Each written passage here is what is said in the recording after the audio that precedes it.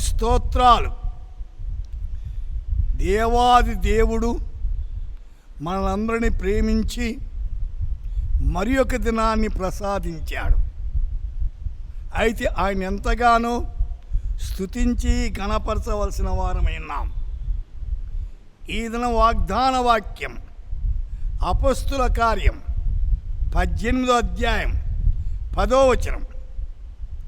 నేను నీకు తోడై ఉన్నాను, నేను నీకు తోడై ఉన్నాను, నీకు హాని చేయుటకు నీ మీదికి ఎవడు రాడు.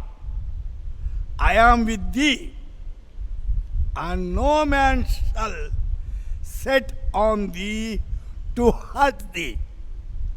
मैं तेरे साथ हूँ और कोई तुझ पर चढ़ाई करके.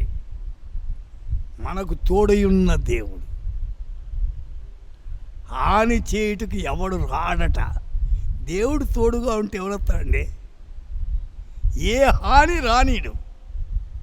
ఆయన తోడుగా ఉండి కాపాడేవాడు, హాన్ని తీసివేసేవాడు.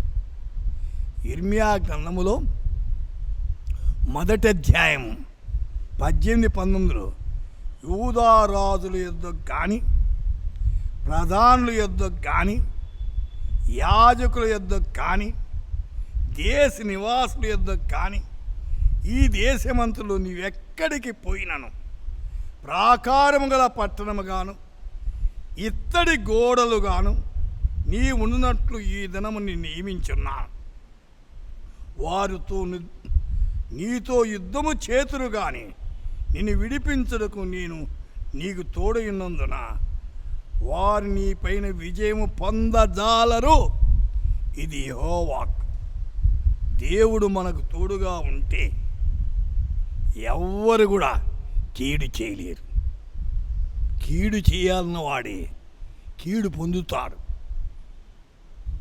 చెడగొట్టాలనుకున్నవాడు చెడిపోతాడు. కాబట్టి దేవుడు మనకు తోడుగా ఉండాలి. అడగండి, ప్రభువా మీరు మా జీవితాలు ఈ వారమంతా, ఈ దినమంతా తోడుగా ఉండి నడిపించండి అని అడగండి. ఆయన నడిపిస్తాడు.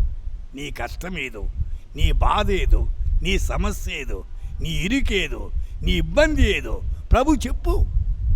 ఆయన వినే దేవుడు, సహాయం చేసే దేవుడు. ప్రార్థన చేసుకుందాం.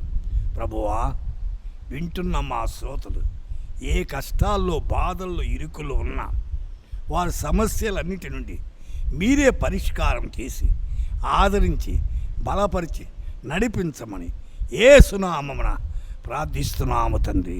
ఆమేన్.